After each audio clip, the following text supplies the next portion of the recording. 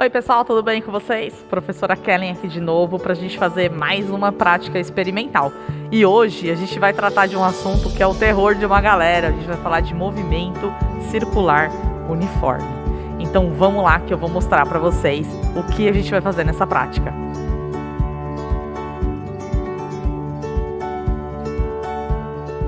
Bom, como de costume, primeira coisa que eu vou fazer então é mostrar para vocês quais são os materiais que a gente vai utilizar para fazer esse experimento. Bom, para fazer essa prática a gente vai utilizar então o retroprojetor, mas ele tem uma única e exclusiva função, fazer com que vocês consigam enxergar um pouco melhor a experimentação. Mas o que a gente precisa mesmo para fazer essa prática experimental é esse aparelho aqui, que é um conjunto próprio para laboratório, onde a gente consegue estudar o movimento circular. Então percebam que aqui basicamente nós temos um disco preso a uma correia. Essa correia está ligada a um motor e ao girar o motor, nós então vamos transmitir esse movimento rotacional ao disco. E a gente consegue controlar a frequência da rotação através desse botão, além de, claro, ligar e desligar esse aparelho. Além disso, nós vamos precisar usar esta setinha, que será, na verdade, uma espécie de marco de posição inicial e também uma régua para medir algumas distâncias.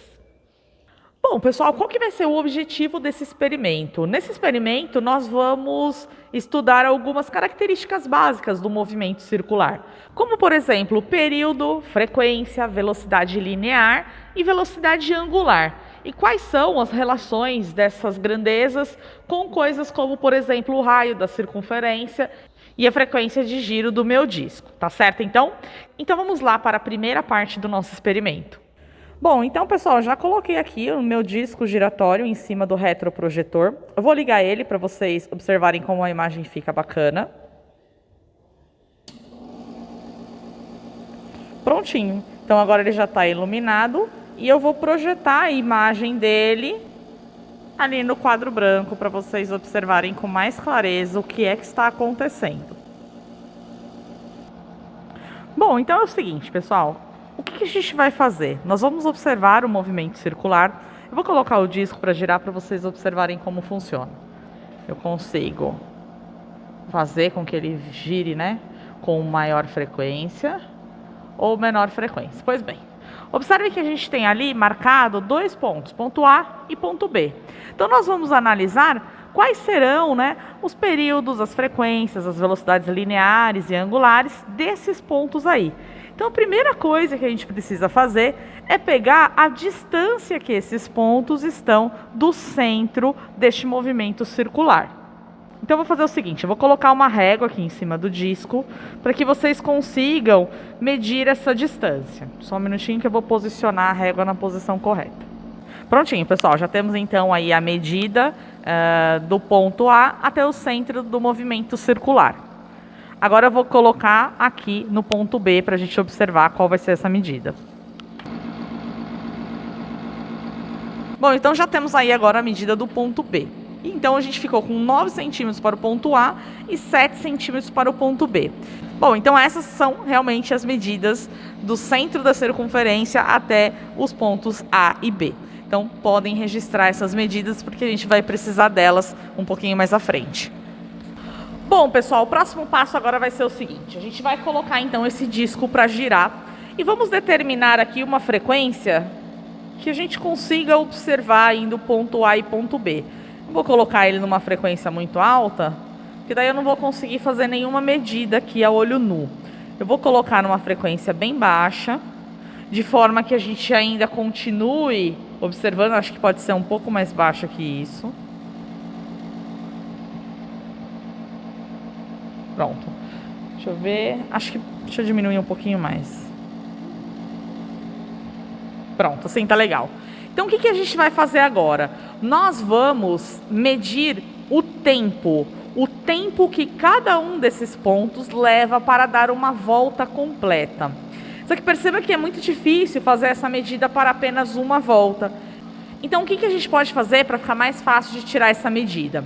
Nós vamos medir o tempo de 10 voltas. E aí, medindo esse tempo de 10 voltas, nós conseguimos determinar o tempo de cada volta. Lembrando que o tempo de cada volta no movimento circular nós chamamos de período.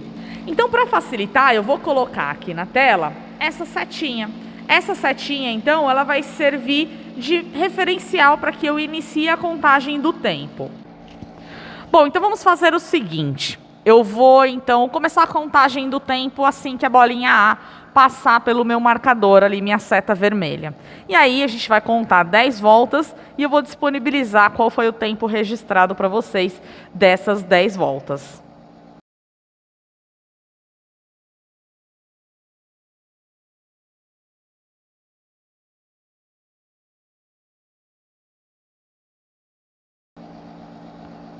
Observe que eu não vou precisar fazer a medida de tempo para o ponto B, porque na verdade o ponto B ele completa uma volta exatamente ao mesmo tempo do ponto A, já que eles são ali concêntricos e estão girando em cima do mesmo plano, né?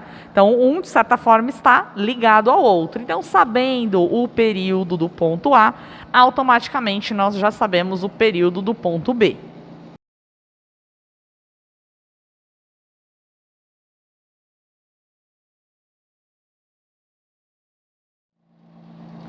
Bom, agora que você então já determinou o período para esses dois pontos, chegou a hora da gente determinar a frequência deles. E como eles possuem o mesmo período, eles também terão a mesma frequência, já que o período se relaciona com a frequência. Aliás, a relação entre período e frequência é que o período é o inverso da frequência e vice-versa. Então, se eu sei o período, eu consigo achar a frequência. Se eu sei a frequência, eu consigo achar o período, ok?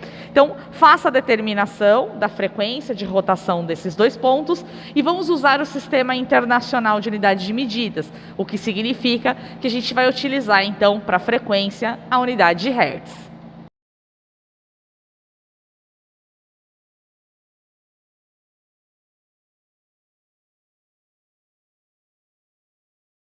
Bom, pessoal, o próximo passo agora vai ser determinar qual é a velocidade linear de cada um desses pontos. E aí surge uma dúvida: será que por ter a mesma frequência e o mesmo período, esses pontos vão ter também a mesma velocidade linear? Aí a gente precisa relembrar como é que se determina a velocidade linear. Vocês já sabem que para determinar, por exemplo, a velocidade média de qualquer objeto, a gente usa a relação ΔS sobre ΔT. Vamos anotar isso.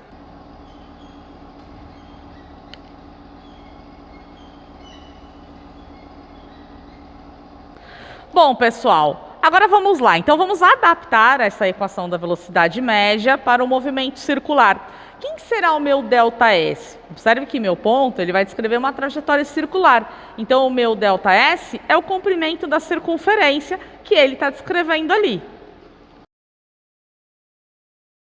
Então, agora, basta que a gente determine o comprimento dessa circunferência, e vocês já sabem que para determinar o comprimento de uma circunferência, a gente usa a relação 2π-raio. Então, eu vou fazer o seguinte, eu vou substituir ali na minha equação o ΔS por 2π-raio. Então, percebam a importância daquele raio que a gente mediu lá no comecinho do experimento. Então, a gente vai usar o raio A para calcular a velocidade linear do ponto A e o raio B para calcular a velocidade linear do ponto B.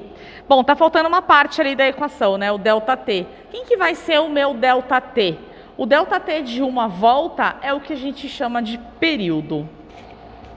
Então, para determinar as velocidades lineares, a gente vai utilizar esta relação. Que velocidade é, na verdade, 2π-raio sobre o período. Lembrando que essa é a velocidade linear do movimento circular.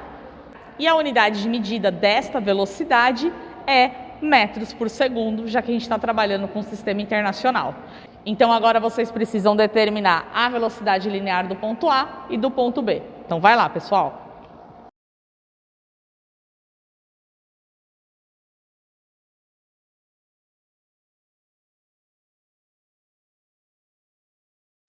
Bom, agora no próximo passo do experimento, vocês vão precisar determinar a velocidade angular de cada um desses pontos.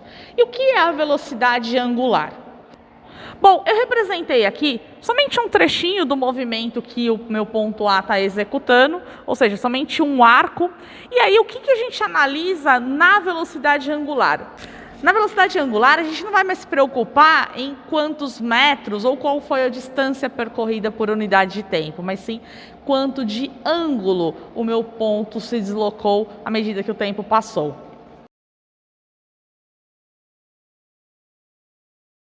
Então, agora, para calcular a velocidade angular, que a gente vai representar pela letra ômega, eu quero saber, então, qual vai ser a variação angular à medida que o tempo passa. Então, eu vou colocar aqui um Δθ sobre um ΔT.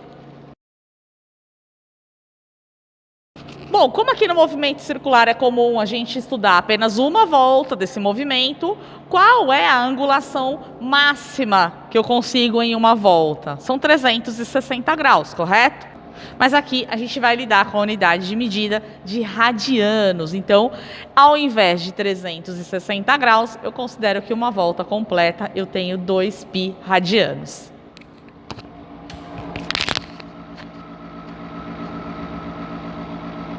E o tempo gasto em uma volta? Bom, o tempo gasto é o período. Então, vou colocar ali no lugar do ΔT o meu período. Então, tá aí a relação para a gente determinar a velocidade angular desses pontos. A gente só precisa, na verdade, do período. E aí, se você prestou bem atenção, você lembra que o período dos dois pontos é o mesmo, certo? Então, nós vamos encontrar o mesmo valor de velocidade angular para cada um deles, o que significa que esses pontos completam uma volta ao mesmo tempo. Vou colocar ali também a unidade de medida da velocidade angular, que no caso aqui vai ser radianos por segundos.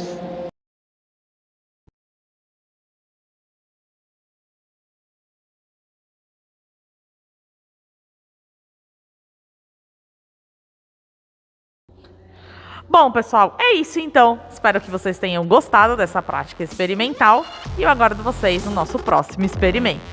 Tchau, tchau, pessoal!